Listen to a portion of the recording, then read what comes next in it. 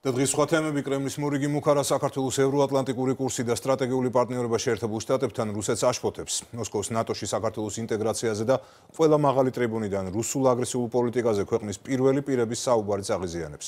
ასეთ დროს კი როგორც ყოველთვის რუსეთის ოფიციალური პირები მუქარაზე გადადიან. გამონაკლისი არც გრიგორი კარასინია, უკვე მეორე დღეა მისი განცხადებები ქართველ პოლიტიკოსთა შეფასებისაგანია.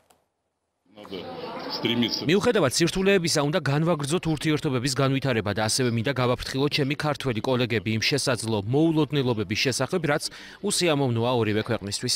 რუსეთი ისევ იმუქრება კრემლში ამჯერადაც საქართველოს ევროატლანტიკური კურსი აღიზიანებთ. ოკუპანტების შეშფოთების მიზეზია მარტში დაგეგმილი ნატოს საქართველოს ერთობლივი წვრთნა.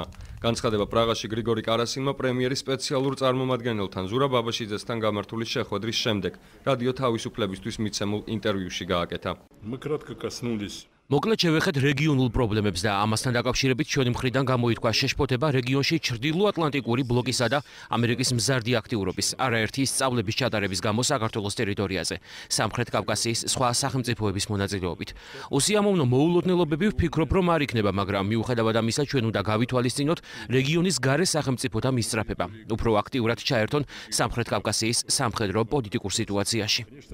კარასინს არც საქართველოს მთავრობის პირველი პირების განცხადებები მოსწონს, ამბობს, რომ მიუღებელია მუდმივად რუსეთიდან მომდინარე საფრთხეებზე საუბარი.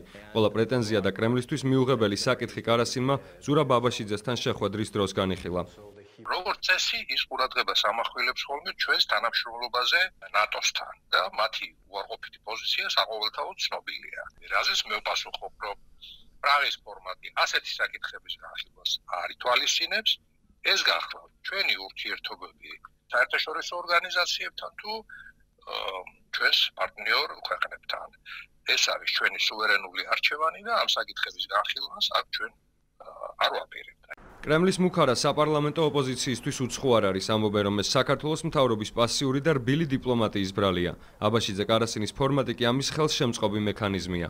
პრეტენზია პირველ რიგში უნდა გქონდეს ჩვენს ხელისუფლებასთან, რომელმაც პროცესი მიუშვა კარასინის ამარა, რომელმაც ჩათვალა, რომ კარასინის და აბაშიძის დიალოგია საქართველოს მომავალი უსაფრთხოების გასაღები. დიახ, ეს იყო მუქარის განცხადება და დიახ, ეს არის იმ პოლიტიკის შედეგი, რასაც ატარებს ქართული ოცნება ამ წლის მანძილზე. უმრავლესობაში კი კრემლის გაღიზიანებას საქართველოს სწორ და წარმატებულ საგარეო პოლიტიკას უკავშირებენ. მმართველი გუნდის წევრები ამბობენ, რომ ამის დასტურია თავად კარასინის მიერ გამოცემა კომერსანტისთვის მიცემული ინტერვიუ, სადაც რუსეთის საგარეო საქმეთა მინისტრის პირველი მოადგილე პრეტენზიული ტონით საუბრობს საქართველოს ხელისუფლების პირველ პირებზე და შეწუხებულია ყველა საერთაშორისო ტრიბუნაზე რუსეთის კრიტიკის გამო.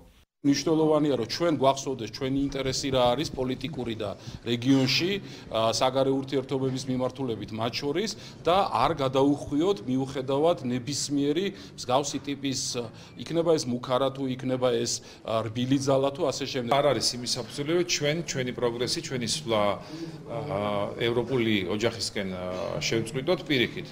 აქ ჩვენ ინტენსიურად დგავთ ნაბიჯებს. ასეთ განცხადებებს შეჩვეული ვართ, მომავალშიც მოვისმენთ, მაგრამ ჩვენი მთავარი ამოცანა არის, რომ ჩვენ განვავითაროთ ჩვენი ქვეყანა და მივიდეთ იქ, სადაც არის საერთო მშვიდობა და უსაფრთხოება. კრემლის წარმომადგენლის განცხადებებზე და იმაზე თუ რა პასუხი გასცა ზურაბ აბაშიძემ გრიგორი კარასინს პრემიერის წარმომადგენელს საუბარი საქართველოს პარლამენტში მოუწევს. საგარეო ურთიერთობათა კომიტეტზე ორშაბათს სწორედ აბაშიძის მოხსენებას ელოდებიან.